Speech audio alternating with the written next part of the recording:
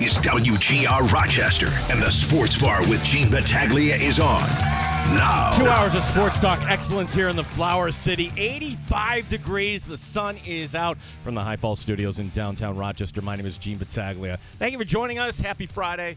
585-866-4326. That's our number. We're on 95.7 FM. AM 950. We do recommend the Odyssey app where you can listen to us and other great stations in there for free. And when you listen to the audio, you're like, my gosh, the signal doesn't go out. If you're driving to Buffalo or driving to Syracuse, Southern Tier, wherever you are, just take us along with you. Of course, we're on demand 1 to 3 Eastern. That is the time of our show weekdays here, but I know that doesn't fit everyone's calendar, so if you want to just kind of listen to the show at your convenience, that's when we're on, and it's posted to the website shortly thereafter. So Dan DeLorean doing the job in the background. Tim Schneider is here. My name is Gene Battaglia. We're also on YouTube and Twitch. You can leave us a comment there. I think we got everything in. I'm in a fantastic mood because the sun is out. It is Friday, and the New York Knicks can win the series tonight. It'll be 2-0, and San Antonio's not going to want to get on the plane. Nope, we're done. We want to head to Cancun or Galveston or where. Look, we always kind of joke that when a series is tied at 2, Game 5 is the pivotal Game 5. It's a pivotal moment tonight. Not for the Knicks. Look, if the Knicks lose tonight, it's already mission accomplished here. Split down in San Antonio, and now the home court is yours. Meaning San Antonio has to go to the Garden and at some point win a game. And yes, you don't have to go back that far. It was Indiana last year with Halliburton. But this Knicks team just feels a little different, doesn't it? This year feels like everybody kind of took a step forward. Feels like everybody, for the most part, playing their best basketball here at the correct time. And sure, Michael Bridges and not everybody had an A-plus game. Certainly Brunson, 12 of 31 from the floor in Game 1. But my point is that this Knicks team is rolling right now. And if the Spurs want to make this a series, they got to get tonight. Because what is that atmosphere going to be like on Monday night at the Garden? Like, name me a more hostile environment. And yes, you can focus on all the celebs that are this is people that sit in the beautiful seats with money. They're the beautiful people. They get to act like animals too. They will be ravenous coming up Monday night in New York City. So tonight, settle in. We'll watch this, and I'm a little surprised that ABC couldn't get that. It must be something with the Garden. I don't know. Like, why wouldn't you want to put this on Sunday evening here, when that normally is a night reserved for sports viewing pleasure? Instead, it goes to Monday night. Fine by me. It's fine. We could talk about the Knicks. I thought it was very interesting when yesterday, and you can go back and listen to it. It's up on the Odyssey app. Legend of Greece Athena, John Wallace, Syracuse University legend, had his number retired a few years back and had 2 stints with the New York Knicks. Unfortunately for him, he missed that last finals team. That was in between stint 1 and stint 2. And I just asked him the simple question, right? Because for the Spurs, they were a team that was up by 10, then up by 14 in the third quarter. Like, what adjustments do you need to make? And there's some easy answers there. You could just say, well, close. You could just say, get Wemby better shots. I'd listen to that. I'd even listen to, all right, like the more advanced thing is, hey, you know what? De'Aaron Fox, maybe a little less of him and trust Dylan Harper. Fine. Like, there are some adjustments that should be made. John Walls didn't say any of that. John Walls yesterday told us, it doesn't matter. It doesn't matter. Do whatever you want to do if you're San Antonio. And basically the message there is, hey, we're winning this series. And I'm listening to this national talk show the other night. I'm not going to name who it was because I don't want to get into any, radio. No. But the take was that members of the 99 Knicks team must hate what's going on right now. And listening to John Wallace talk about how he was at the watch party and then after he's hanging out with Latrell Sprewell. That doesn't sound like hate to me. That sounds like, yeah, we were a part of this, and we want to see this through. And to ask John Wallace, too, because this is a little more directed to him, because you think of the history of Syracuse University basketball. You think of all those near misses. And I go back to Keith Smart and other painful moments over the years. And there was a fun moment where I thought the Orange exceeded expectation wildly. And that was John Wallace carrying the team on his back, getting the team to a Final Four, and they lose to a powerhouse in Kentucky. There's no shame in that. But you didn't win the championship. And I'm sure that was something. Well, Syracuse had never won under Jim Boeheim until, 6 years later, when a guy named Carmelo shows up, and he's got great guys around him, Hakeem Warwick, Jerry McNamara.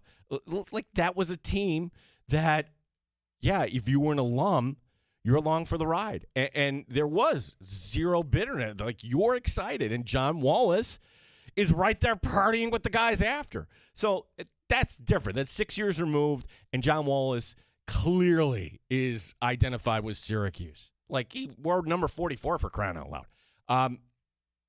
Yeah, there's many guys that have been identified with the Knicks. Like, I'm curious, are we going to see Patrick Ewing, coming up Monday night? Are we going to see any of the great former New York Knicks kind of courtside? I think the answer would be yes.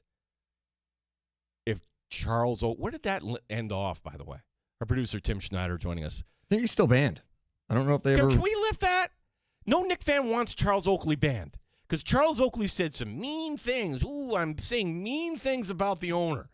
And he gets tossed, and there's a scuffle, and it's like, Charles Oakley is Knicks royalty, in my opinion. And to me, that was a low point there. Adam Silver and Michael Jordan have both reached out on Charles Oakley's behalf, and Dolan's still saying no, and this is as of yesterday. So there is one downside, Tim, and it's this, is that the Larry O'Brien trophy, handing it over to that guy. No, this is for the city.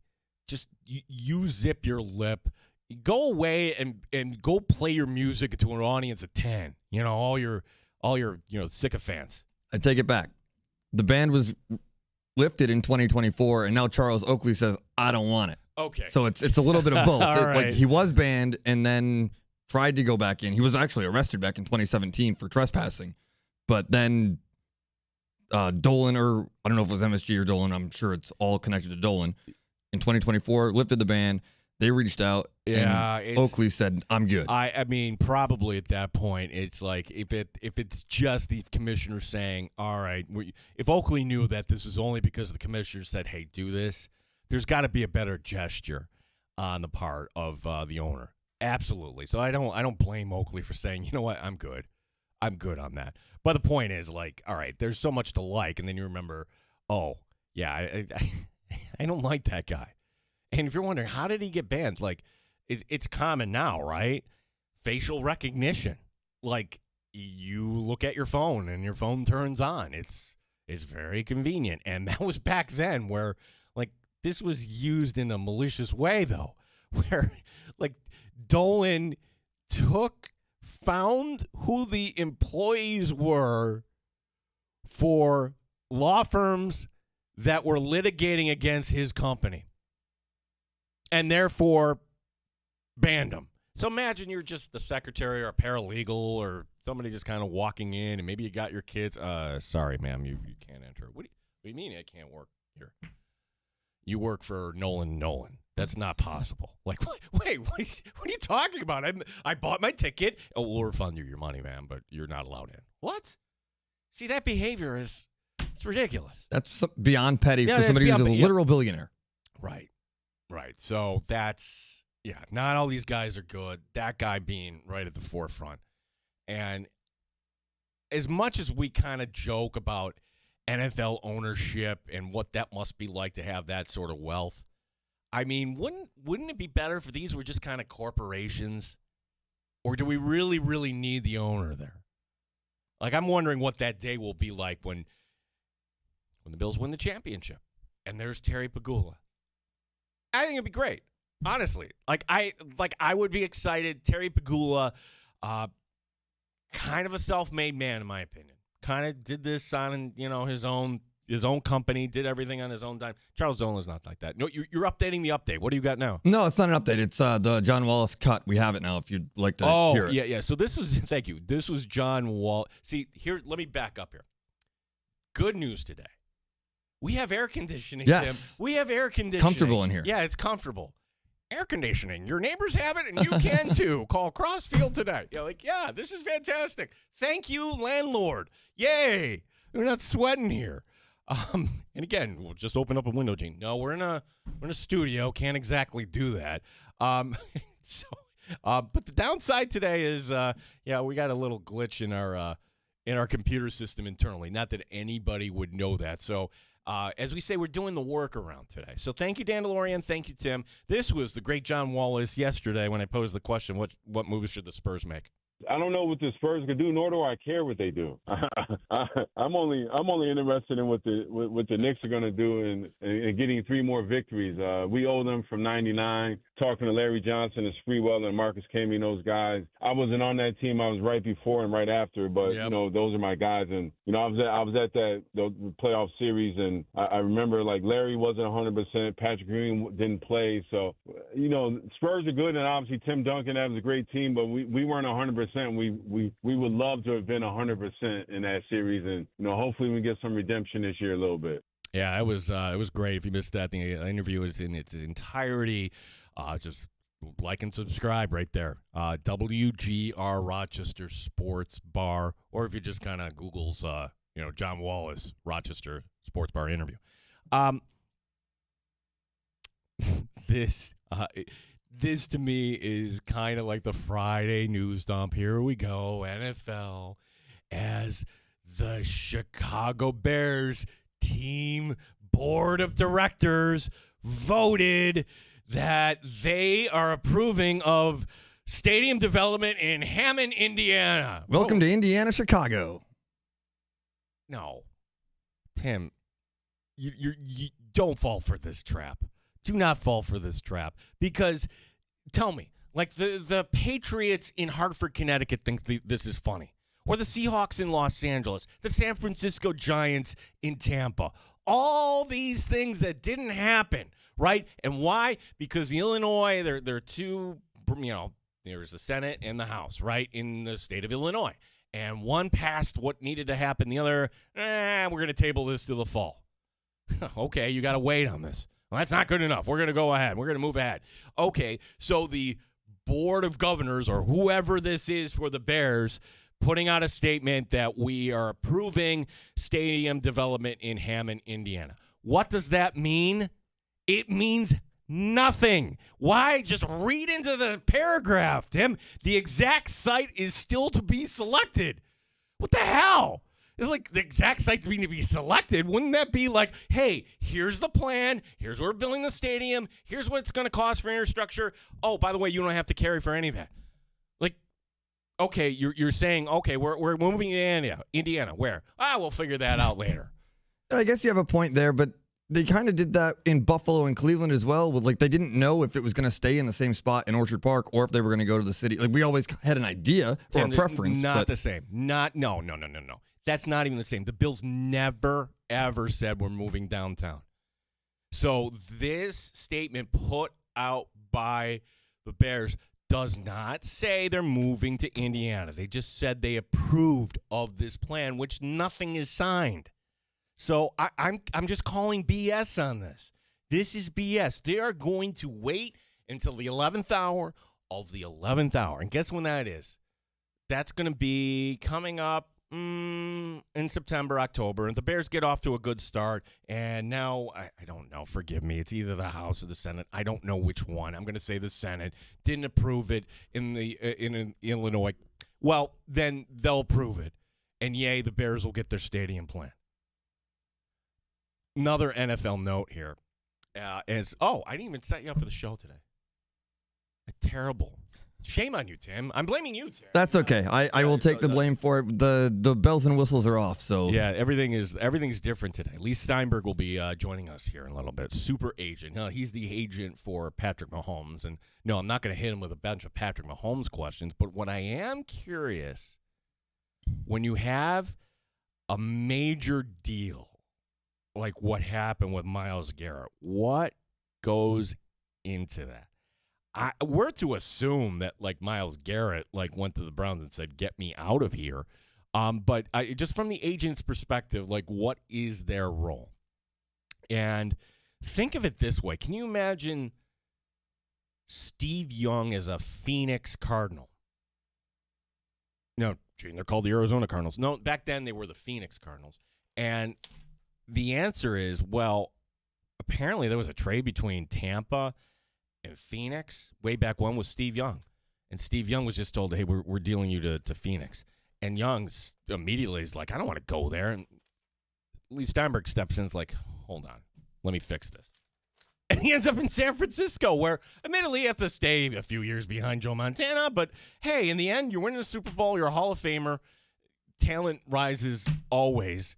It's a little different now, as back then there wasn't free agency, not apples to apples. Now I'm going to ask Lee about that story, and I don't know if he'll give an answer because you do have, I don't know, like that, you have like a client attorney kind of privilege there or whatnot, but so many years have gone by, and I'd just be curious to get his perspective on what goes into negotiating a big deal. You listen to Lee Steinberg, you're always smarter on the back end of it. Also, yes, we're going to talk a little tennis later in the show. Deanna Kernan is the general manager of the tennis club of Rochester. As they've got a birthday, we've got the French Open going on. We've got Wimbledon right around the corner. I love the U.S. Open, but I don't want to wish time away on any of that, certainly. All right, the Yankee news. And, Tim, we kind of knew, like, this wasn't going to be good. Like, we heard this Tuesday. And wait a second, what is going on here? Shoulder pain, but then something in the rib cage. How are these two connected? Okay, go get the MRI. We'll let you know on Wednesday. He goes, gets the MRI on Wednesday, and Aaron Boone doesn't say anything. Said, okay, more tests. I'm like, uh-oh. Now, why didn't this get talked about more? You know the answer to that. Because we're all into the next, right? Like, if you're a Yankee fan, it's like, oh, yeah, wow, did you see that Game 1 win? Oh, by the way, Aaron Judge is going to be out for a long time. It's like, oh, jeez.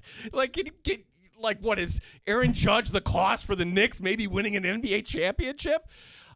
This news isn't as bad as you might have thought because there was some fear that this could have been thoracic outlet syndrome, and that would have shut him down for the rest of the year. That Matt Harvey, some others have kind of had that condition, and there's nothing other than time that's going to help heal that. So, if you're saying the 4 to 6 weeks kind of thing, you're thinking after the All-Star break. I would say, mid-July to August, assuming there's no setbacks, just let it heal up. And for the Yankees, can they make do? Sure, absolutely. I think the Yankees can be just fine here. You write a thank you note, of course, to Rob Manfred for the expanded format in Major League Baseball. It also, I think, opens up the door for other teams. And it's been a disappointing season for many teams in the major leagues. I don't think there's any hope for the Mets to turn things around. I'm saying that out loud. I'm not going to say the same thing with Boston. Like, Boston, to me, and Boston has been very disappointing as well. But despite being 13 games below 500, their run differential is just 6 under. That doesn't add up. You knew they had good pitching. Something isn't quite right. Over a long season, can this kind of course correct itself? And maybe that starts tonight for the Red Sox. I'm offering you a little bit of hope. One thing I can tell you right now is that when we get to October and, okay, here are our playoff teams, there's going to be one of those teams where we look at the standings on June 5th and be like, wait, that's where they were? For sure. Like right now, you can pencil in the Dodgers and the Braves, and I can't say Seattle. Tim, I'm sorry, I can't say Cleveland. So there's a lot of things to be determined, and this is the world that baseball is in right now. And as much as I bitch and moan about expanded playoffs and how I loved it back in the day when we had a true pennant race, you know what? if the Yankees are playing meaningful baseball in August, maybe they'll be just fine. Maybe they find a different rhythm and everybody kind of steps up. But you want to see the value of Aaron Judge in that lineup? Yeah, we're going to see it right now when he's not in that lineup. Lee Steinberg coming up next. My name is Gene Battaglia, WGR Rochester.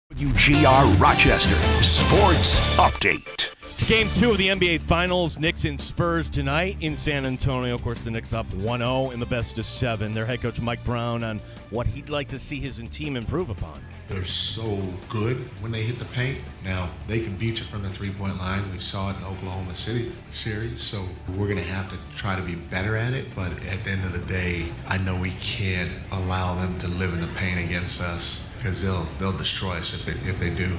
Super Agent Lee Steinberg joining us next here in the Sports Bar. Rochester Red Wings, they are not red hot, they are white hot. 11 straight, they've won on the road. Team remaining in first place in the 20-team International League. Wings tonight again at Lehigh Valley. Major League Baseball tonight highlighted by the Yankees and Red Sox. Aaron Judge, though, out 4 to 6 weeks with the rib injury. Gene Battaglin, the sports leader, WGR Rochester.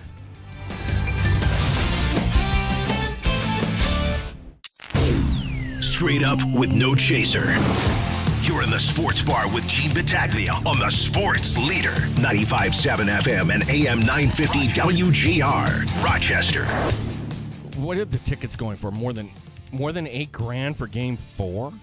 Like, I would love to watch my team win a championship, but you just have to ask yourself the question, like, at what point is there, like, I can't take out a loan, right, to see this? And it gives you an idea of, like, all right, what kind of wealth is actually down in New York City when they're shelling out these dollars. 585-866-4326 is the number to call. Gene Battaglia with you here as Lee Steinberg scheduled to be joined by the super agent here. And, of course, he has his book out, too, which I highly recommend.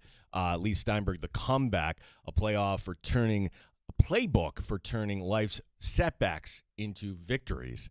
And I read it. It's pretty deep. It's heavy, but in the end, you can learn some things there, certainly.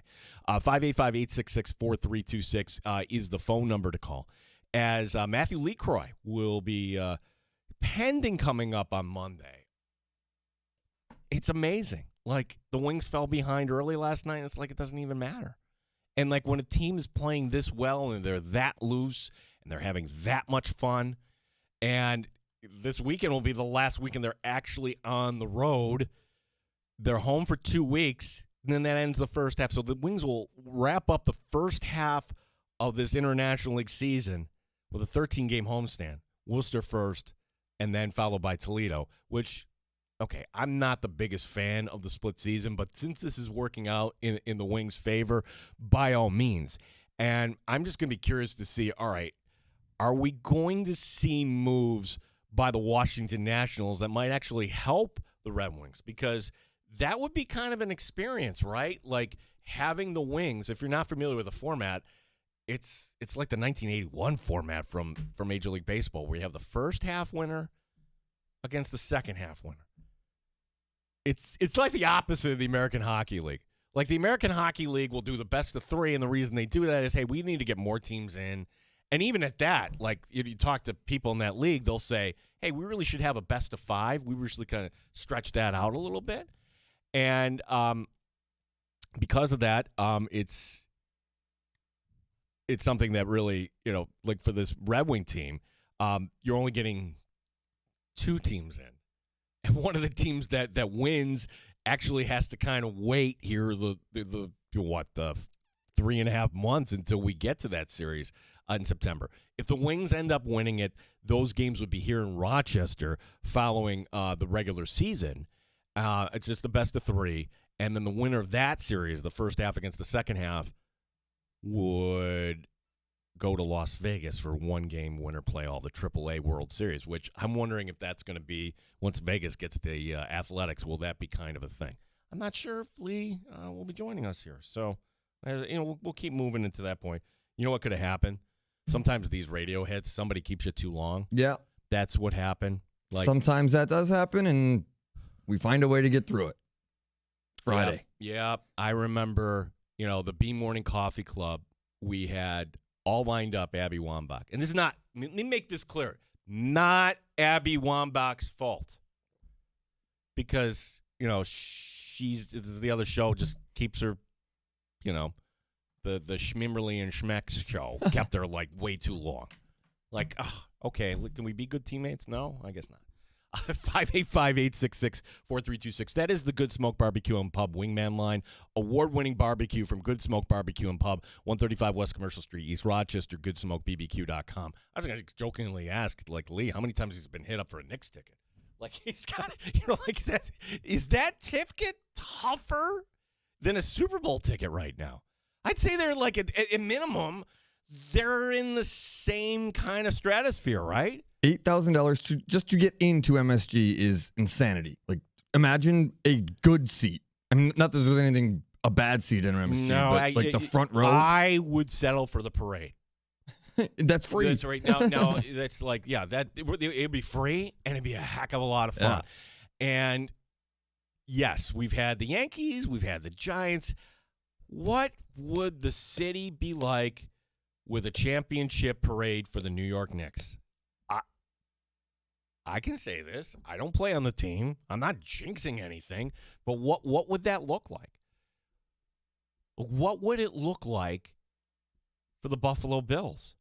Oh man, that would be a party. Well, it would last weeks. Well, it's something that Josh Allen admitted he's kind of visualized. And when you talk about athletes when it comes to the mental part of the game, imagine what that would look like. And Josh has pictured in his mind, it is a cold February morning and there's snow everywhere and there's just people all far you can see and up and down. And I kind of picture it. The only thing that we had close to that was Super Bowl 25, when everybody came out for a team that actually lost on a kick. A lot of things went wrong before that, so it shouldn't have come down to one kick.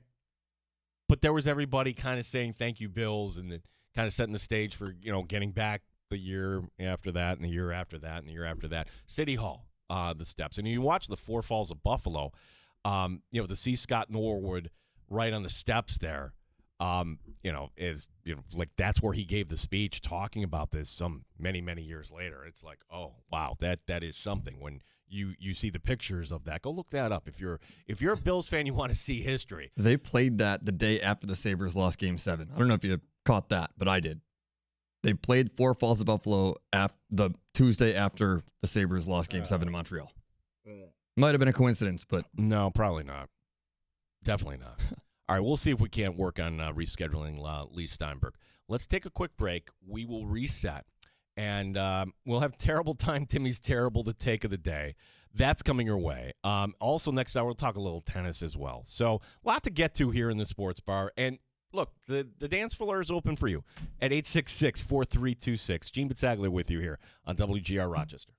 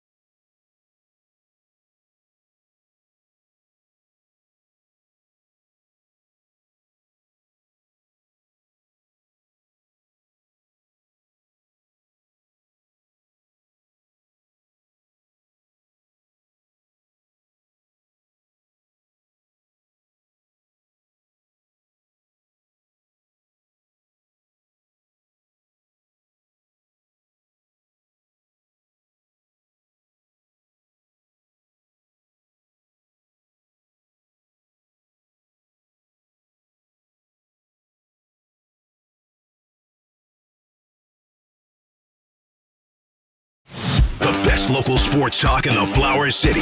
The Sports Bar with Gene Battaglia on the Sports Leader. 95.7 FM and AM 950 WGR, Rochester. So if you're an NFL fan, this is, some things that are kind of, unfortunately, an annual thing. Can we just get to training camp and there's no off-the-field issues?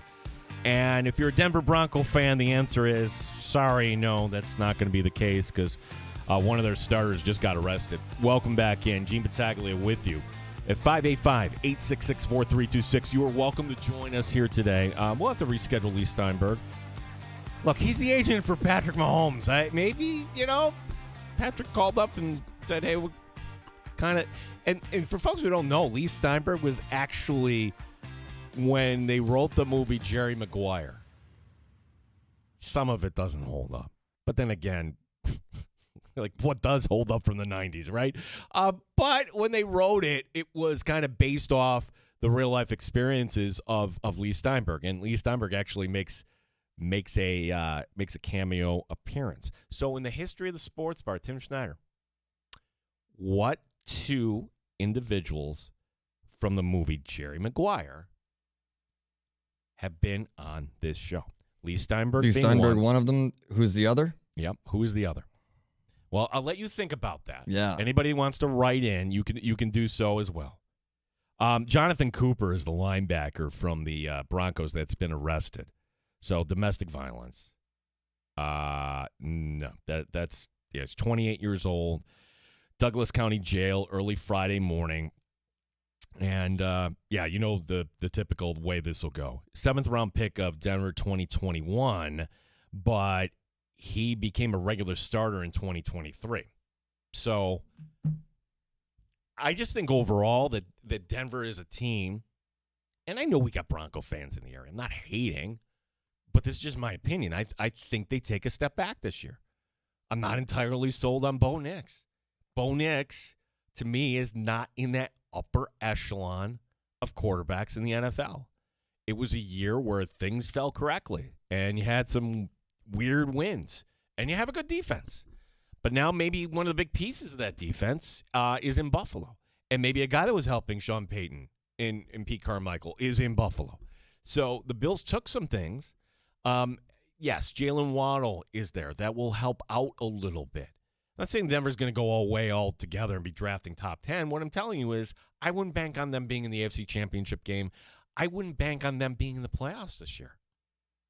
Like when ESPN put out their index, and it's nothing more than, here's our take. Discuss and argue and click and share. Well, they had the Chargers winning the division, which, to me, if Patrick Mahomes is healthy, then I would absolutely tell you that the Chiefs should win that division. It's kind of a take, right, that the Chargers are ready kind of ascend there. The Chargers have been a team that's been in the playoffs, and when they get there, nothing has happened. So, story today, rest in Denver, Jonathan Cooper, and we'll get. I'm not wishing training camp to get here. We will have a mandatory Bills minicamp coming up next week. We talked about that yesterday with Dan Fates, Buffalo Plus 13 Wham, as sure. Look, there's no contact issues like last year with James Cook. So that's a good thing. The injury concerns with the Buffalo Bills right now, oh, yeah, there are stories, but there's nothing major. And you just hope that nothing happens here in the month of June and you get to the training camp. So, sure, that's another storyline. Hey, where are we at with Michael Hoyt? Hey, tell us about Tyrell Shavers, all these other guys. Something that's kind of weird, and I don't know what this is all about, but Palmer, wide receiver, hasn't been working out there. So, he's been off to the side. Maybe that's something. Maybe it's nothing. He's somebody that, with what they're paying him, that the Bills will probably have to get him on the field and keep him on the roster. 585-866-4326. That is the number to call. Before I give you the trivia answer of the other guy, okay. I figured it out. Did you use the internet? I looked at the cast. Dude. The movie's 30 years old. Cheating. The only person other than Tom Cruise was Jerry Maguire. I forgot. I know that there's people in it, but I forgot their names. But now I know the answer. Now you know the answer. No, Tom Cruise hasn't been on the show. And, hey, Renee, you want to come on the sports bar? Hey, we're friends, right? Renee Zellweger. That was like kind of what got her going. Like, she got in there and she nailed it. She was like had that lovable girl next door that you would love to marry, and she played the role right. And then when they saw that sent her career right off to the way it was. So, no, the answer is not Tom Cruise. It's not Renee Zellweger. See if anybody comes up with it. Another NFL note. So, sure. Well, could the Bills use other wide receivers? Yeah. The Giants, it's funny how they're taking the Bills approach. Like, hey, let's bring in OBJ. Let's bring in Juju. You have that other guy from Houston, Barrios. Let's bring in dudes and see what happens. Okay, what are they getting paid? Nothing. You're just welcome to have a job and make the team. Hey, we're going to give you the minimum. And this part, that's, you know why they're doing that? Because they don't have any other options. Would I have wanted any of those guys on the Buffalo Bills? No. There is somebody, though, that I still think has talent, but I've been kind of talked out of, no, that would never, ever happen here. But story coming up today where this guy could land. And this is from somebody that's been on our show. Reporting about Stephon Diggs is the one and only Fitzy. Fitzy, take of the year winner.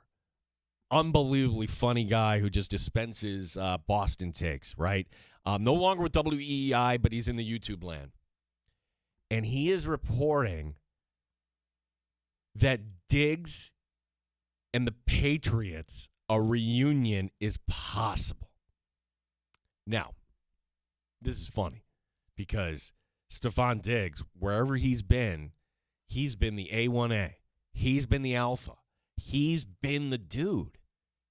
And he's in Minnesota, and Mike Zimmer wants to go more run-centric and get me out of here. The offense needs to go through me. And that's how, eventually Diggs became a Buffalo Bill because the Vikings are like, okay, let's move on here. And the Bills, it works for them.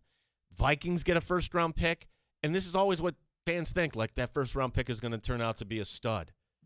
For the Vikings, he did turn out to be a stud. It was, Jefferson. Unbelievable. But then Diggs, it burned out quickly in Buffalo. And by quickly, I mean it was great for, 3 years, and then that fourth year, this wasn't great. Ends up in New England, and if you look at New England, it was this time last year where Diggs is not at OTAs, and he's on a boat with some sort of baggie that has pink substance, and I had to, we all had to learn what was that. Things I don't want to learn about, right? It's like I don't need to know that. And why? Hey, if you're going to do that sort of thing, phone's off. Like, treat it like grade school. Like, okay, everybody's phone off, and you're going to put it in this thing, and we're going to lock it up, and you'll get it back when you're off the boat.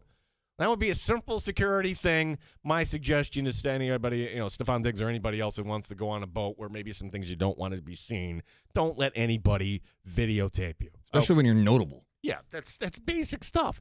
Especially as Diggs, like, dude, you're kind of with Cardi B and you're on this boat with all these beautiful women and what is that? Oh, that doesn't.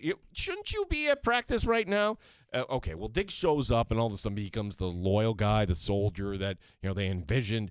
And okay, it got off to. We kind of forget. Anybody remember that the Patriots lost to the Raiders? They lost to Aaron Rodgers and the Steelers. Like, what the? Yeah, how happened? And then they turned it around, and the Bills couldn't catch them. So. Maybe they beat the Steelers. They lost to the Raiders. That I do know. It was very bumpy, but the Patriots to me are the classic case of, hey, our schedule is really, really easy. And they took advantage of it, and good for them. And I thought when the Patriots got out of the deal, like that should be it. Let's just kind of move on. You're bringing in A.J. Brown. Now, would Stephon Diggs go back to New England and kind of just be a complementary piece to that offense? Like, could that actually work? Because if you bring in an A.J. Brown, he's the dude. He's 28, right? And it worked great in Philadelphia until it didn't work great. And for Philadelphia, hey, the guy that is that offense, his name is Jalen Hurts, right? And for Hurts, that's the guy that you really should just make sure that everything is kind of running through. So I understand why, and you talk to any Eagle fan, I've yet to hear the Eagle fan say, oh, man, we traded away A.J. Brown. It's funny, like I know there's not 100%, across the board, but pretty much people, I'm glad, I'm not upset that the Bills got rid of Stephon Diggs. It ended up working out for Buffalo, and it's going to end up working out fine for Philadelphia. For Diggs, though, is New England the best place for him? Is that the only place? New England, I think, is the answer if that is the only place. But I would suggest Baltimore off the top of my head. Like, they've got Zay Flowers. Kansas City.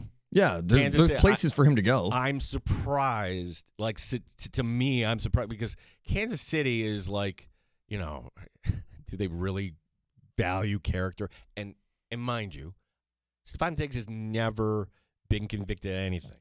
Okay, let's kind of get that out. But there's now been multiple stories in the last one where, like, hey, you're going to trial. This is not good. Well, could Kansas City welcome him in, and could he be a part? I always thought that's where the storyline would kind of go with Stephon Diggs. Some may say, hey, Dallas. If he go, the bottom line here is, really, I don't care. I don't care. I think we're at that. Like, you should view what Stephon Diggs is that, yeah, he's a good receiver. And, yes, he got over last night on Sunday Night Football, but last year. That's it. I'm not concerned where Diggs ends up, whether it's New England or somewhere else. But, again, Fitzy is reporting that, yeah, there's chatter that Diggs may end up back in New England, where if they've got the room to do it.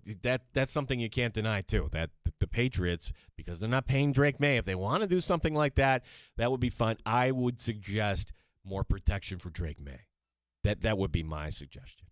Seems like a very good idea to protect your assets. Yeah. We got terrible time, Timmy's terrible take of the day. You got the time for your calls, 866-4326, area code 585. Now, before we get to your terrible take, so Lee Steinberg, we're going to work on rescheduling at some point.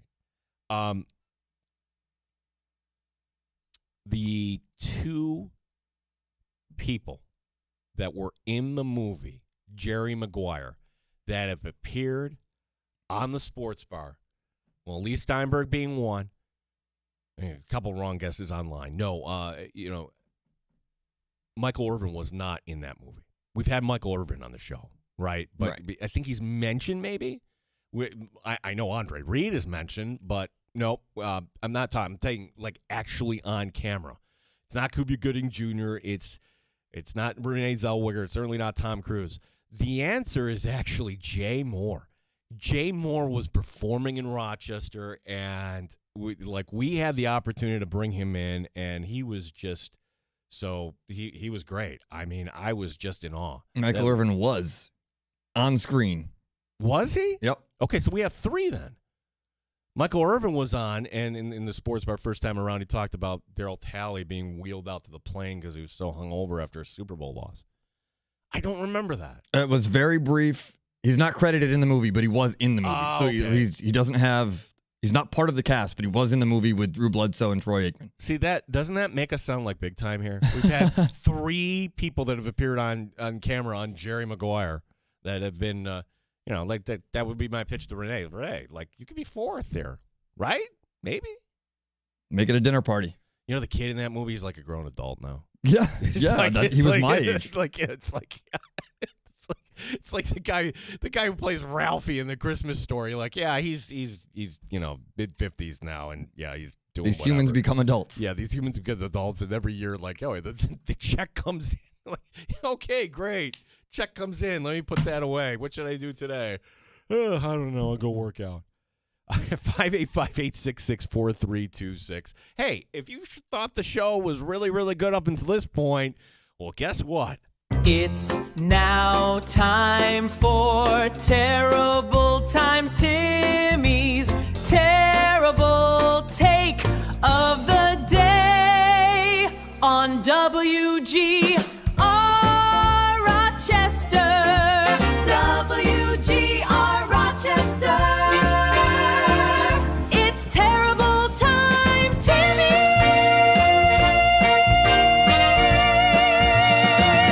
spoke the other day about writers and awards not necessarily being determined by human beings anymore.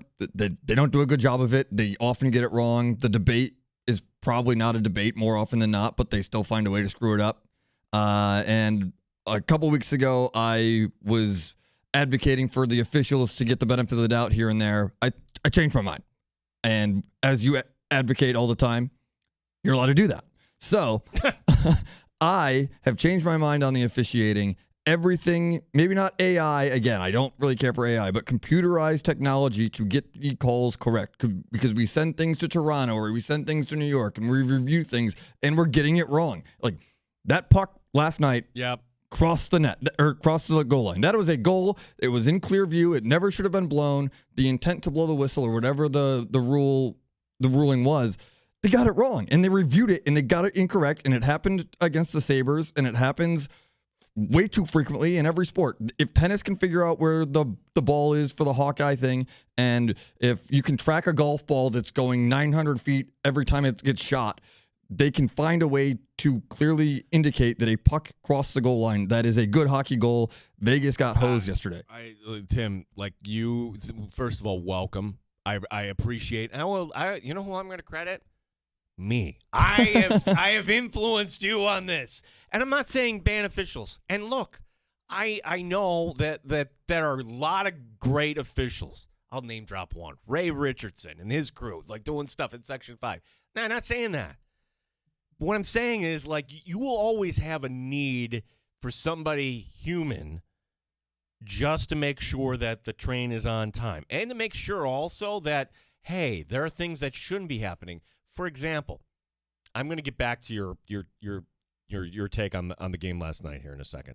But going to game 1, and this video is kind of circulating. I'm wondering, okay, what kind of carryover is this tonight? Yeah, they're investigating some bad fan behavior for San Antonio. There was a couple that said something. Okay, I don't know what they said, but we can assume that it might have been over the line toward Jalen Brunson, where Brunson, this is toward the end of the game, Brunson turns, and then the official, Scott Foster. Now, I say there's the name. I know. We say Scott Foster, and people are like, oh. That's why, like, when he showed up, I'm like, oh, come on, this guy? Oh, no. That was my reaction when I saw Scott Foster. I really don't want to know your name in the NBA. But, like, the idea that Scott Foster heard this and comes over and runs some interference between Brunson and this couple, all right? Because whatever it was, and I'd also ask, too, what the hell's the security in San Antonio? You can't have couples right there at the scorer's table. Literally, it was the scorer's table. How does a civilian get to the scorer's table and start yelling things at Brunson? How does, better question, anybody run onto the court and get a selfie? Third question here. How does Victor Wembanyama be like, hey, yes, let me get you, I'll smile for your selfie. The game's going on, you fool. I digress.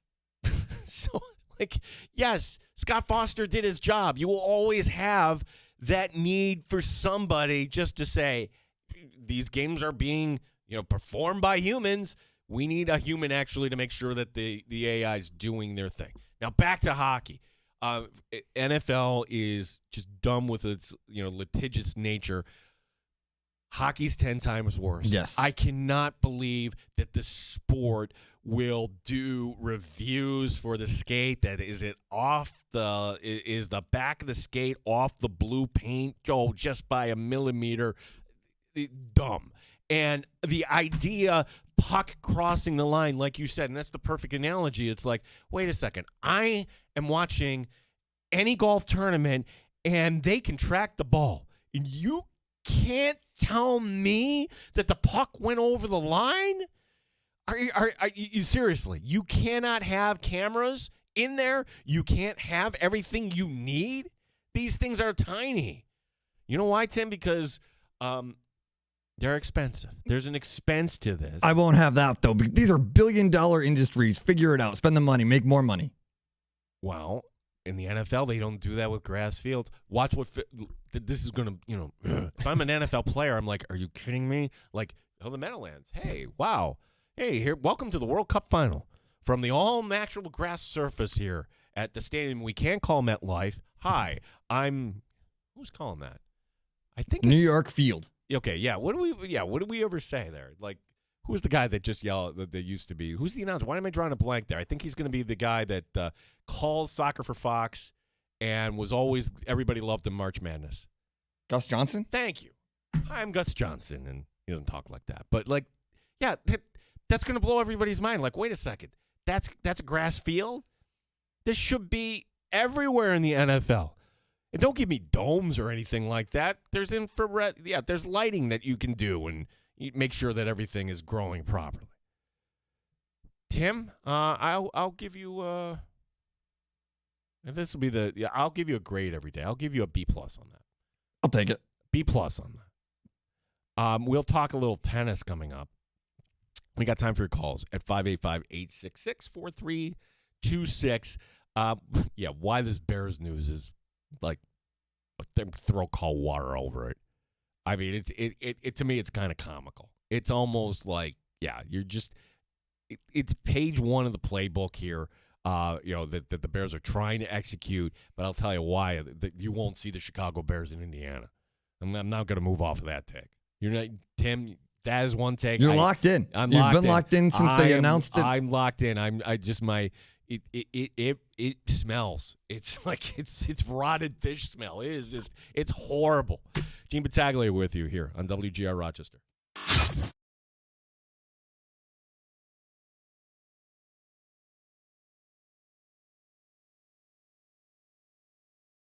iHeartRadio or TuneIn apps. Hey, it's Gene. As if you're shopping this week for windows, maybe double pane windows, nothing beats the new Illumilite window upgrade from Window Nation. The new Illumilite windows are designed to offer triple pane performance with a look and weight of double pane. Well, that's because they use Triton Advanced triple pane glass, which means Window Nation's Illumilite windows are more energy efficient. They reduce outside noise by 15% or more and offer more glass area than comparable windows. That all adds up to windows that are easier to open and have an unmatched level of clarity and make your home comfortable year-round. Plus, they're backed by a limited lifetime warranty.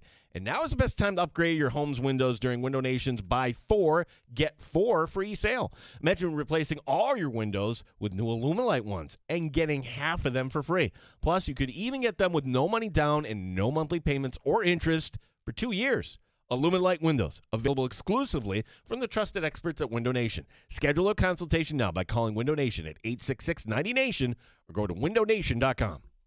Big O.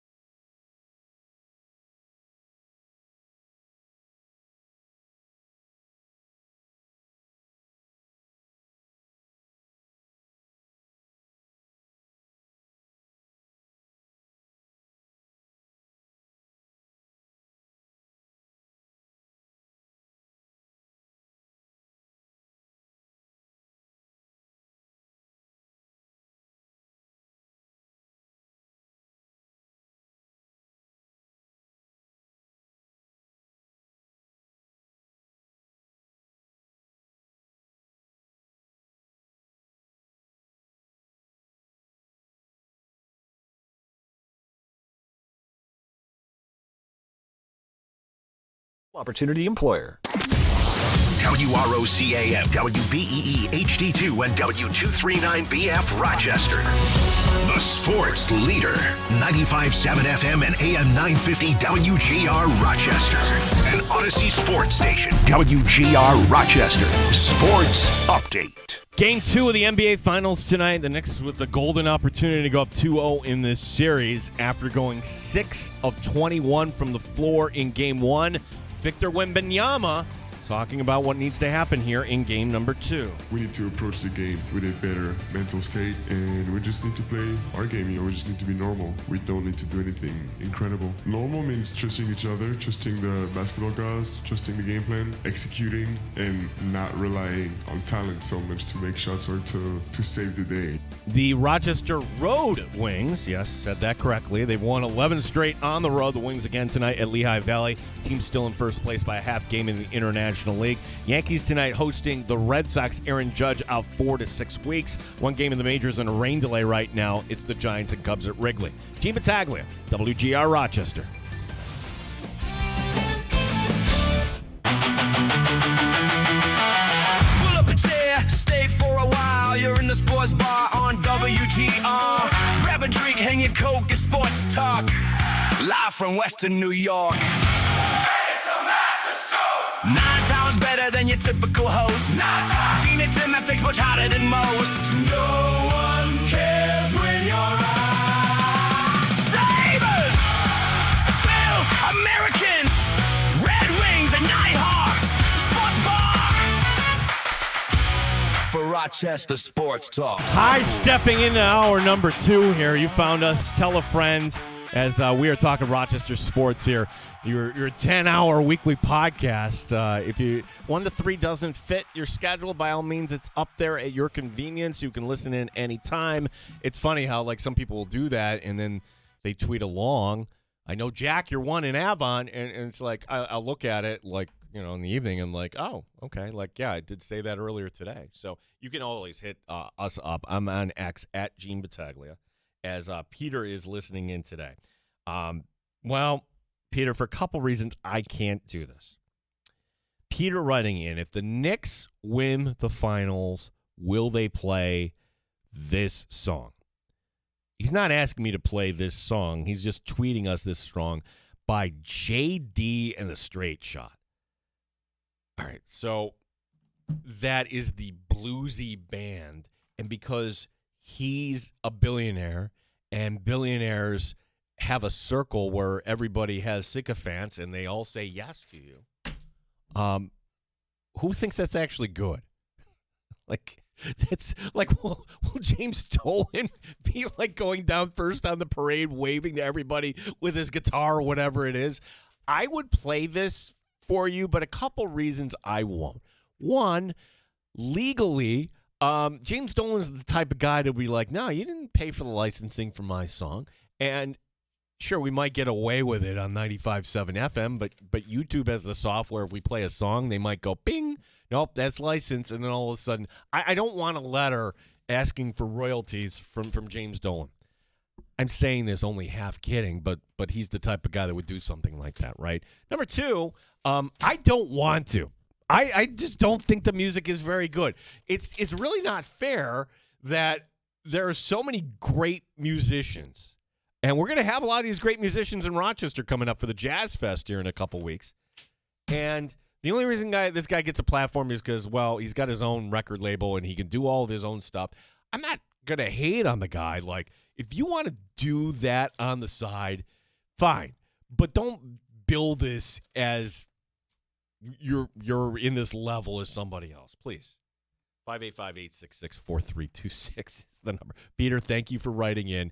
Anybody can write in. Our handle at WGR Rochester. You can call us on the Good Smoke Barbecue and Pub Wingman line at 866-4326. Of course, the area code 585. Award-winning barbecue from Good Smoke Barbecue and Pub, 135 West Commercial Street, East Rochester. Good Smoke. BBQ.com. As, the news about Aaron Judge being out. That's tough. But we kind of, it was one of those stories that if you're a Yankee fan you could see this coming. He's not in the lineup Tuesday against Cleveland, and even though it's not a divisional opponent, that's a team you want to match up against. And then you hear, like, wait a second, that doesn't sound right. Like shoulder pain, but something coming from the rib. And so he had an MRI, a CT kit scan, X-ray, multiple doctors, and there was a gentleman named Dr. Pearl. Dr. Pearl specializes in one thing, thoracic outlet syndrome. Now, thankfully, I don't have to explain what that is to you, thoracic outlet syndrome, other to say that was ruled out. The Yankees have 100 games remaining in their season, and Aaron Judge will be back at some point for the 100. In these 100 games. The question is, will the rest of that lineup fall apart? They're going to feel it. There's no doubt they're going to feel it. I mean, his OPS, like anything like above 800 OPS on base plus slugging, that's good, right?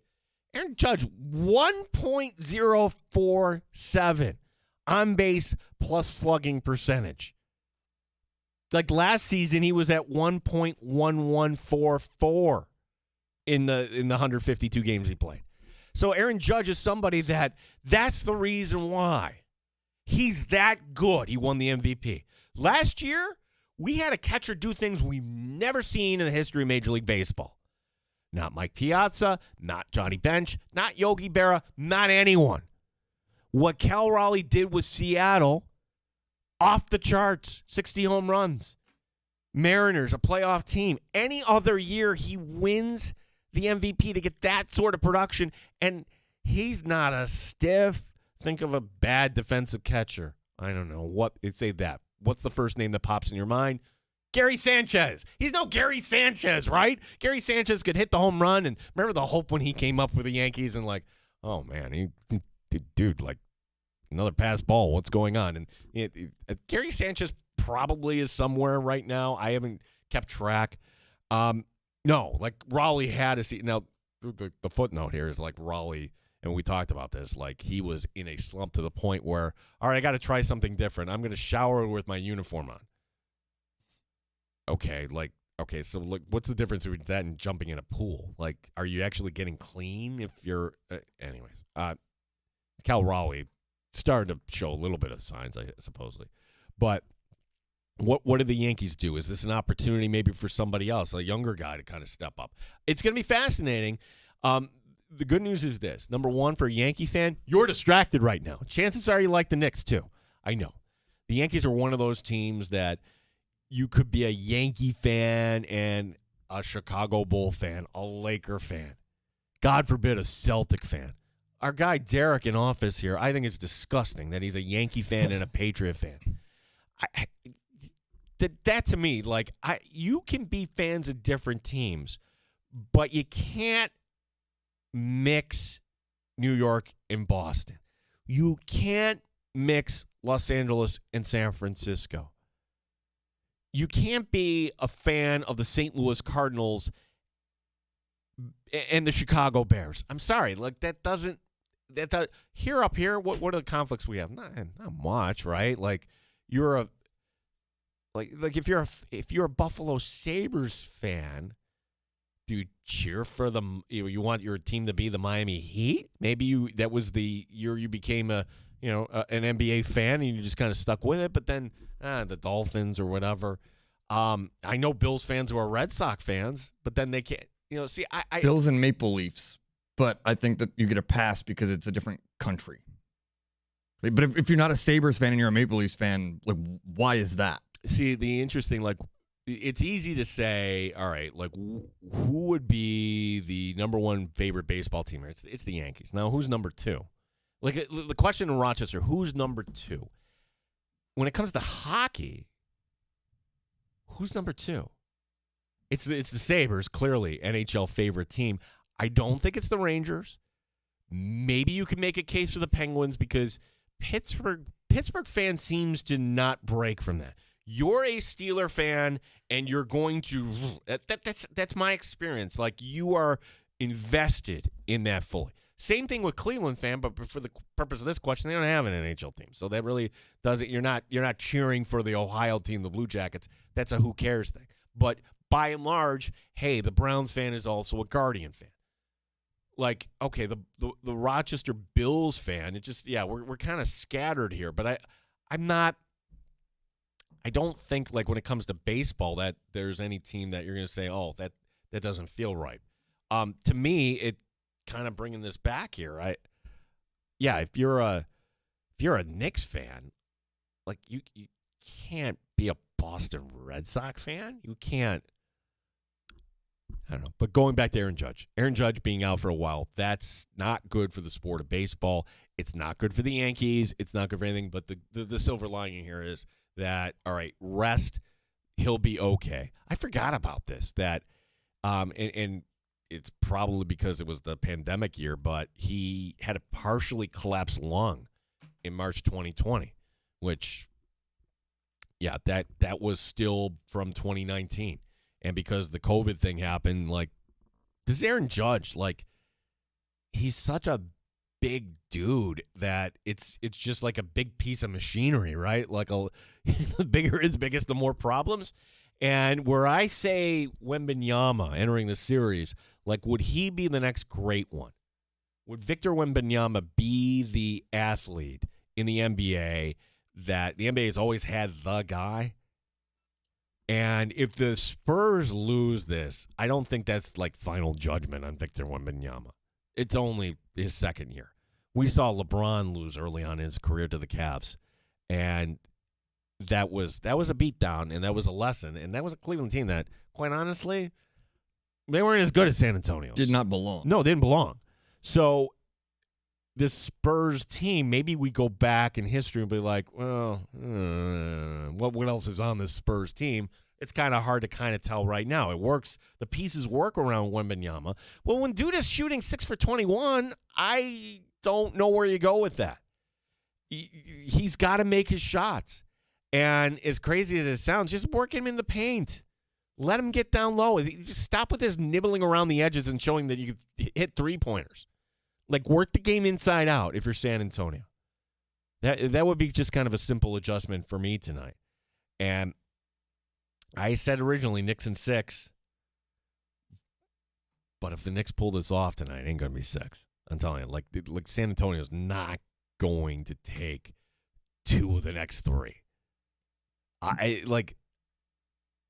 Tim, I wish the sports bar would be down in New York City. Like, that would be something. Like, here we are, ladies and gentlemen. Like, if we have, like, the Bills or Sabres win a championship. Oh, heck, I don't need to go that far. Like, let's say the Amerks win the Cup. Like, we're broadcasting from the parade route. Never right? leaving. No, never leaving.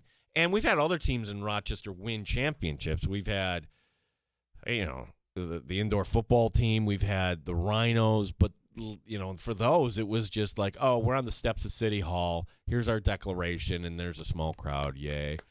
I would hope the Amerks win a Calder Cup someday. We do the good old-fashioned parade like it was done in 1996. And a parade through downtown Rochester in June, it's not 100% a ghost town. It would be a lot of fun. It would be a lot of fun. I have looked for we talked about it earlier with the Josh Allen envisioning it. I've wondered about that ever since we did the block parties a few years ago in that the playoff series that they ended up losing to Laval. That would be an awesome experience, and the fact that we got that close and never got there is it's tough. Someday. Former Saber Braden McNabb. Yeah, he's did he get released? Took a shot to the esophagus, 87 miles an hour. Oh, it's I'm happy that he's getting care and everything, and Yeah, he was released. He went back to Vegas with the team. Okay, good. So like he went, and I'm sure he'll be out there for the next game here. Hockey player. Yeah, hockey player as the Cup final, and I threw cold water on this, and I got people yelling at me from two markets, and quite honestly, I don't care. But for folks that are interested, June 6th is a Saturday. That will be coming up tomorrow. That'll be game number 3. It's going to Vegas. And honestly, like $636, that's it for a final event. Wow. I think that has as much to do with Carolina as Vegas. Like, are there any Carolina people that are buying up these tickets secondhand? Probably not. Like, imagine you planned a trip to Vegas years ago, and it just happens to be this coming weekend, and you look at that, and it's like, well, hey, hon, we could go to the show with the two guys and the tiger and everything. That's not there anymore, but there's plenty of shows. We could go to the Spear. We could do Carrot Top, everything. It's Or we could just kind of go to the Cup final, $636. What do you say? It would be $1,200 for the two of us. To me, that seems pretty affordable. More calls coming up. 585-866-4326 with Dan DeLorean and Tim Schneider. My name is Gene Battaglia here on a Friday. This is WGR Rochester.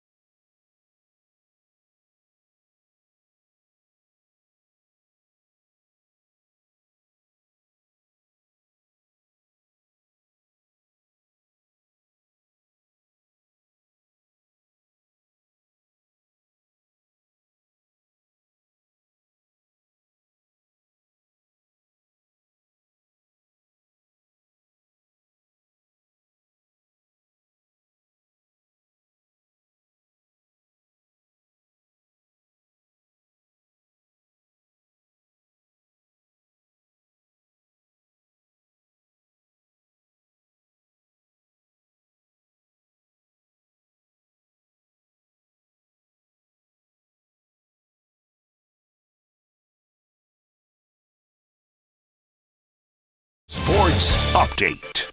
The Knicks with a golden opportunity to go up 2-0 in the best of 7 tonight. It's game 2 of the NBA Finals at San Antonio. New York head coach Mike Brown on what he'd like to see his team improve upon.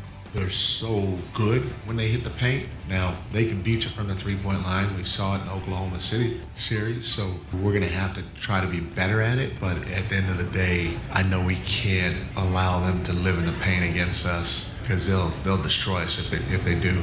The Rochester Red Wings beating everything in their path these days. They've won 11 in a row on the road. Wings again tonight playing in Allentown against Lehigh Valley team back home coming up this Tuesday. On the Major League schedule tonight, it's highlighted by the Yankees and the Red Sox in the NHL Stanley Cup Final, tied at 1 game each. Game 3 tomorrow night, Carolina at Vegas. Gene Battaglia, the sports leader, WGR Rochester.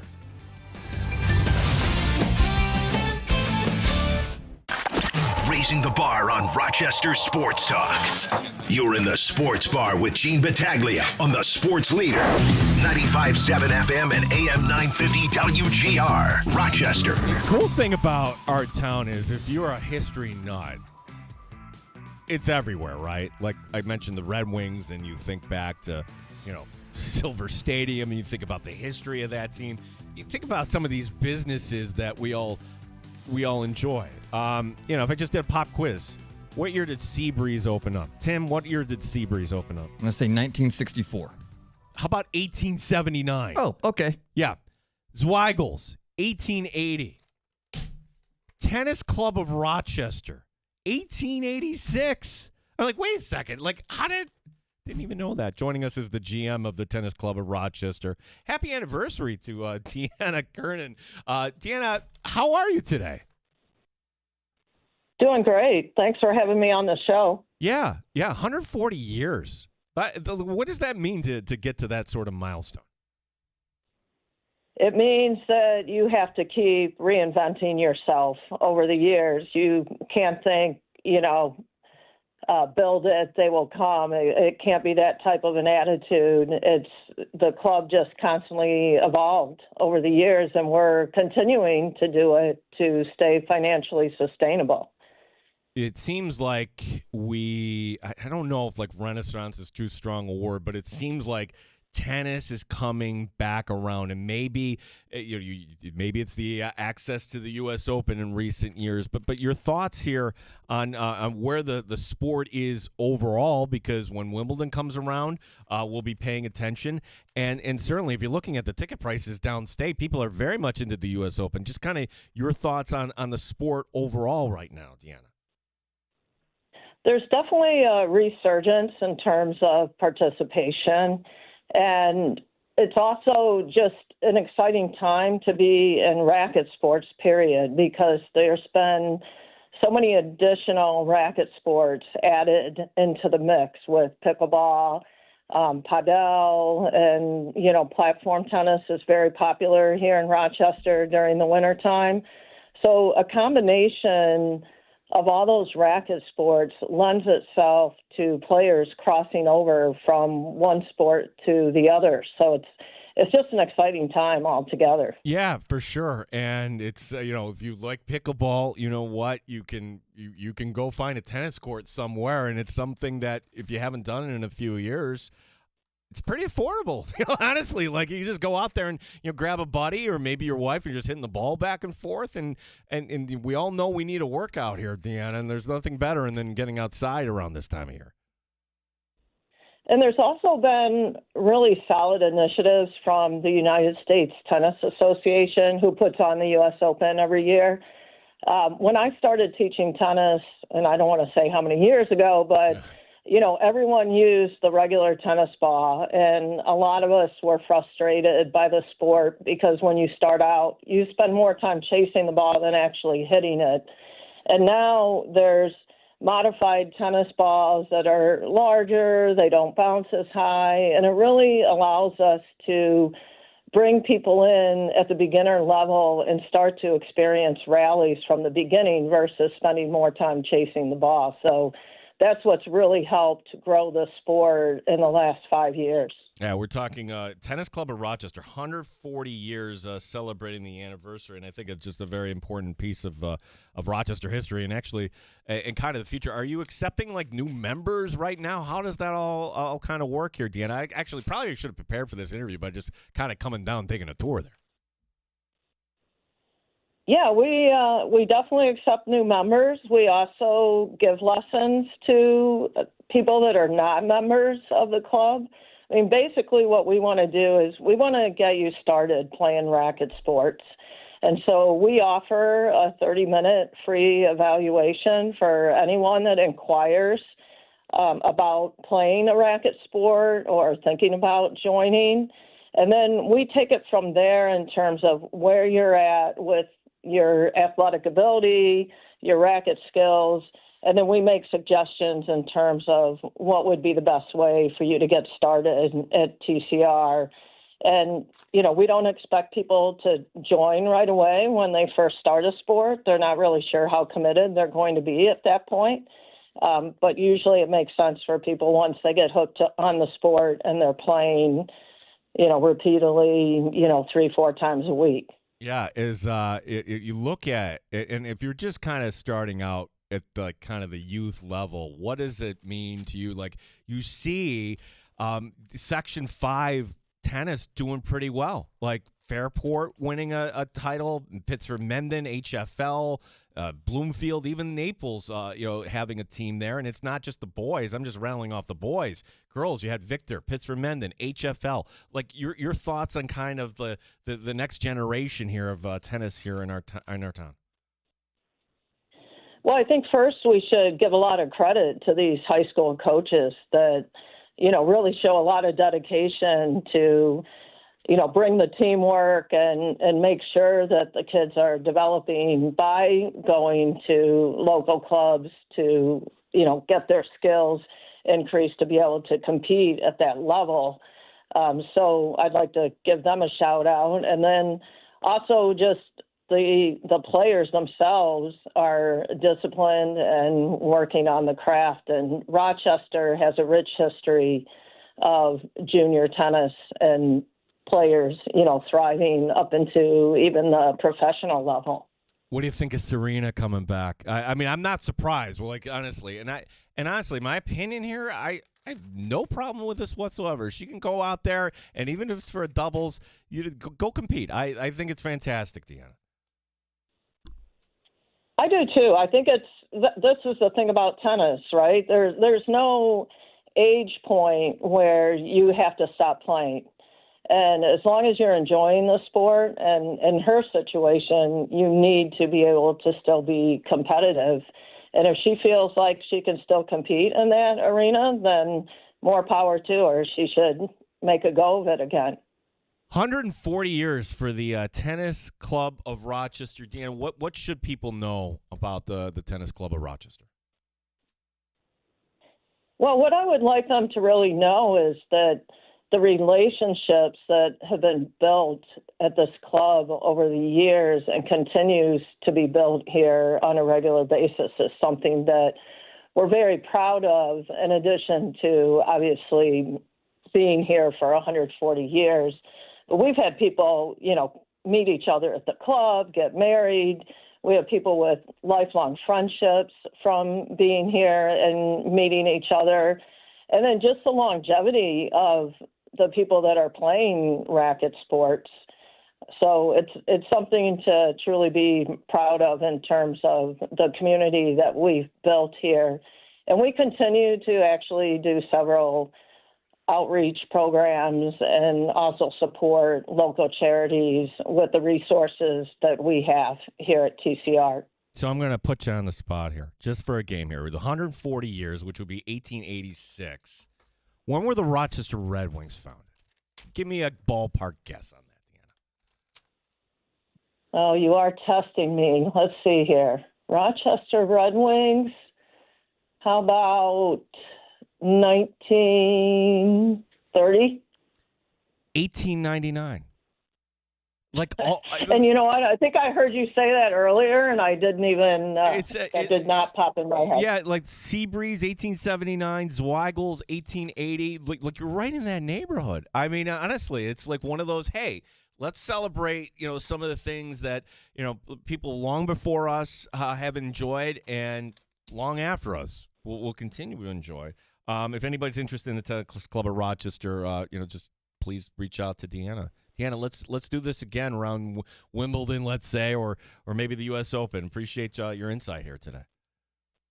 Hey, I'd like to just let you know real quick that we host a pro circuit event the week of July 13th, and it's open to the public. So No kidding. if you want to see players basically starting at the single A level that are earning their first ATP Tour points, come on out and watch. It's free. That's fantastic. July 13th. What day of the week is that? Is it like a Thursday, Friday, Saturday thing, or? It's the entire week, July 13th through July 19th. Okay, perfect. That's good to know. We'll look it up on the website. Thank you very much for that, Deanna. Appreciate you, and let's do this again soon. Sounds great. Thanks for having me on. Thanks, Deanna Kernan, GM of the Tennis Club of Rochester. Like, we could play that game, like, guess the age of this in Rochester. I'm really surprised about like how old and established these places are. Like, I know that the city itself has been around for a long time, but I didn't know that these businesses have withstood. Like, yeah, it's crazy. Like, if they're celebrating 140 years, okay, that's fantastic. Let's talk about it. And they had their celebration recently, and it's good to talk about that. I think the takeaway there is, and I've always kind of wondered, do tennis people look down at the pickleball community? I would assume yes. But you just heard her say, no, this is great. Just like if you're just going overall racket sports. And I'll say this, like when I was in school, to me it was racquetball. And I still have like 2 rackets and remember those little blue balls you used to like knock whale the thing? There's like a different version of squash. But in particular in a cold way. Now, what's happened over the years, and I haven't been to the RIT campus in a while, but they would have like a ton of racquetball courts there in the facility. And I also was part of the the YMCA downtown, the Carlson, and well, that's not available anymore. And they had racquetball courts, but by the end, the racquetball courts actually checked that. It was at Fisher. Like Fisher, the racquetball courts are being used for storage or whatever. So I don't know, like, who plays actual racquetball anymore. And I'm sure they might actually have that also at the Tennis Club of Rochester. So thank you for Deanna to come on. Let's wrap this up with last call coming your way next. Time to head into the weekend and take your calls here. 585-866-4326. You can hit us up on X. Our handle there is at WGR Rochester, and we'll set you up for Monday's show as well. And yeah, do you think I'll have another Nick take or two? The answer is yes. That's coming up next. Gene Battaglia here at WGR Rochester.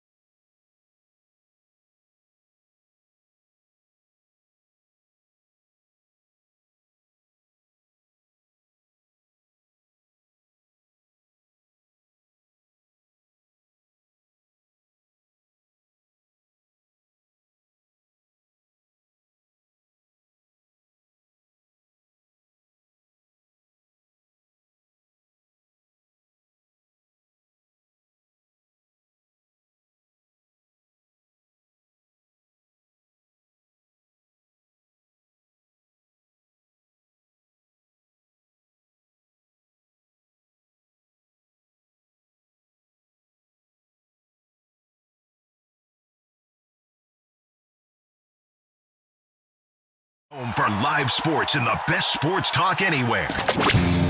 The Sports Bar with Gene Battaglia, 95.7 FM and AM 950 WGR, Rochester. Knicks and Spurs tonight. What should the Spurs do? Should they perhaps, I don't know, get the ball more to Wemby? Is that an option? Maybe get so he's not shooting 6 of 21. Could that actually help matters just a little bit? Should they, I don't know, maybe actually get better shooting from the outside? When John Wallace joined us yesterday, like none of this mattered. I don't know what the Spurs can do, nor do I care what they do. I'm only interested in what the Knicks are going to do and getting 3 more victories.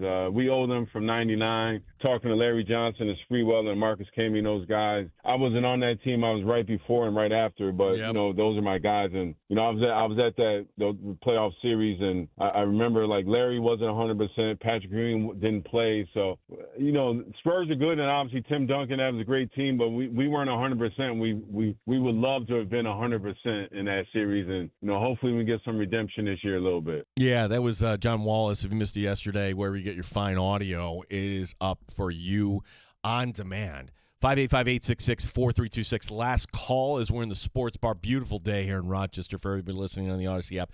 85 degrees. Sun is out. We would never be bitching about anything if every day was like this. It was one of those days where, all right, do I want the AC on in the car? No, I'm going to roll it down. And I'm just fantastic day. And, it's a great night for grilling and enjoying whatever you're going to do. Like, this is an optimal night. If you're a Knicks fan and just kind of go home, chill out, and then turn on the game, and then, many of us, you won't have to work tomorrow on a Saturday. 585-866-4326. One thing I'm curious about tonight, the security. Like, are we going to have another moron run onto the floor as we did in Game 1? I'm still floored that still sort of happens. And maybe it's just kind of this, right? We're not talking about Secret Service type of security where you're constantly scanning and you read people's behavior and you could spot threats easily, right? You know when somebody's up to no good, right? You have people that are doing this that maybe don't have that expert training.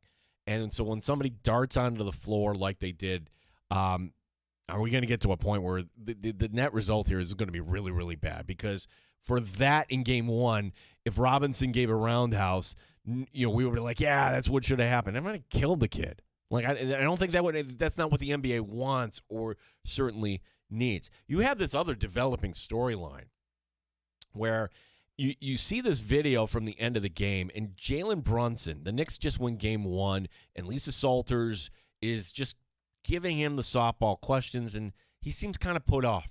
And maybe that's just, hey, it's Game 1, we got a lot of work to do. Maybe it's hey, we won. I wasn't great, but I'm happy we won, but, I'm not going to be, or could it have been this? And Mike Breen actually says, there's somebody saying something to Jalen Brunson. So this is what alerted people to this. There is a couple at the scorer's table. Like, how does that happen? I don't understand. Like, the scorer's table should just be NBA paid officials, and you're not fans, okay? So there's a couple saying something to Jalen Brunson. And Brunson turns around and says, if you're a lip reader, excuse me. And now the stare down starts to happen, and this is at the end of the game. It's clear that the Knicks have won the game by this point. And, what ends up happening is Scott Foster runs over, and whatever is being said, I don't know if that crosses the line, but Foster is running the interference here. Like, he's just trying to, make sure, all right, let's keep things moving. And then Brunson gives a stare down at the end, and there's more words at the end. Okay. Can we stop with the words for professional athletes? And I know I might be talking out of both sides of my mouth because I love the atmosphere in New York, blah, blah, blah. But I'm like, if you're sitting in the front rows at any NBA game, sit your arse down. Like, watch this tonight because people in the front rows actually think they're on the team, particularly Tex. Tex was my favorite there. I call him Tex because he had the big old 10-gallon hat, and he's like waving it around. Like if you look to the bottom left there along the left sideline, kind of next to the left baseline, if it's the same season ticket holder, I'm like, this guy like waving around like, okay. And I guess that's just a little annoying because that was the other team, but I'll be all in favor of it whenever somebody from New York is doing that. But I just think, wait a second. It's a TV sport after all. Sit down so we can actually see if the play comes to the near sideline. 585-866-4326, the phone number to call. Other businesses in Rochester that have been around for a long time. I'm going to put Tim on the spot. Let's just see if he can kind of guess here. All right, so we were talking about the Tennis Club of Rochester. That's 1886. And thank you, Deanna Kernan, for coming on with us. The Red Wings, 1889. Eastman Kodak, Tim Schneider. When was Kodak founded? See, these are things that I think most Rochesterians should at least know the ballpark. Say 1848. 1880, which that's a little surprising. And when the George Eastman House was built, that was actually the countryside, if you can imagine. Yeah. Rochester at the time. Like, the houses were more where we are, like High Falls heading up to Maplewood, and that was like that was like going out to Mendon or whatever. Well, no, that happened all very quickly. Imagine that in the span of a few decades. All right. Right across the pedestrian bridge, the brewery, Genesee. When was it founded? Let me see if I've got it on my shirt somewhere. No, you don't. Oh, yeah. 1891. 57. Damn. Yeah, that's like, old beer. That is so like that they've been brewing beer from that location since that point. Bausch and Lomb. 1904. 1853. We're getting older. We're getting older. Wow. So can we have like a next generation of businesses? No, we can't because they stopped. They stopped. Like, everything that we love about Rochester has existed forever, and everything that comes in doesn't last long enough. The Rhinos included. Wegmans. 1854. 1916. A little bit of a curveball. Trick. That was there we go. But still, that's before before the Roaring 20s, before the stock market crash. And it before withstood. Before 2 world wars, it's like like our town. We've got history here. You can say, "Oh, it's an old town." All right, well, you know what? Let's just kind of make some new history. We will talk, hopefully, some Red Wing baseball. We're waiting on confirmation. This Matt Lee. The Road Wings, Tim. I'm sure I'm not the first to coin that. They're awesome right now, man. They've been on fire for about a month and a half. Like they didn't start great, and now they are literally the top of the league. Yeah. So how long does Brady House stay here? Like you've got some pieces in this lineup that Washington might be like, kind of. The Nationals aren't going anywhere, so I really wouldn't be too concerned about like making some wild card berth. Like don't get any wild ideas is what I'm trying to say there. Like if you're in Washington, why don't you just keep the band together here? The Nationals right now 1 game below 500. All right, well you might be able to trick yourself into thinking, okay, we can make a wild card push here, but for now just keep things status quo in Rochester, and maybe if you can pick up an extra arm here. It's not that the bullpen has been great too. So we will talk some Red Wing baseball coming up on Monday. We will also talk about Game 3 and what that world will look like downstate. We should try to get somebody from that'll actually be in New York on Monday, which would be pretty darn wild, would it not? Just to consider, like, all right, what will that atmosphere be like in New York City coming up on Monday? If you missed today's show, well, we're on the air weekdays 1 to 3 Eastern Time. Inside the Odyssey app, you can always kind of go and check it out. Next week on the show also, get ready for a lot of Bills talk. Crazy to think that after next week, everybody break. Everybody kind of go home. And I was talking about this with somebody yesterday. Like, is there going to be an open house event for the new stadium? Or is that really going to be, hey, the only way you can see the new stadium is if you are a Bill season ticket holder? I'm curious to see how they roll this out.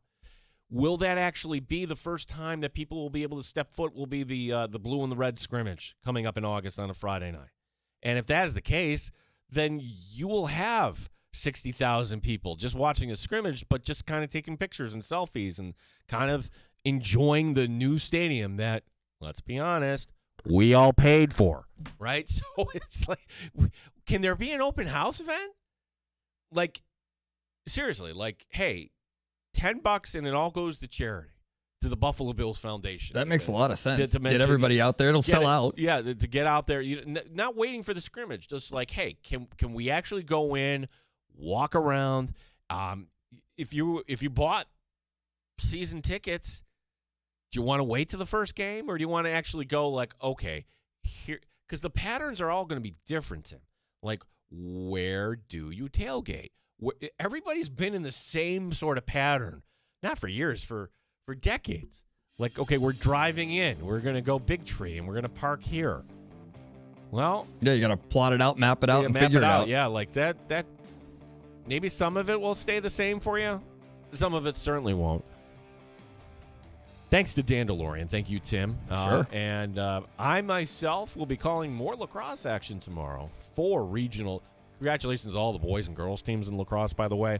All Section 5 teams won over Section 6. Let's get them. Yeah, so the boys will be hosting at Honeoye Falls, Lima, so good luck to all the boys and girls teams. And everybody's still competing out there. We'll do this all again on Monday.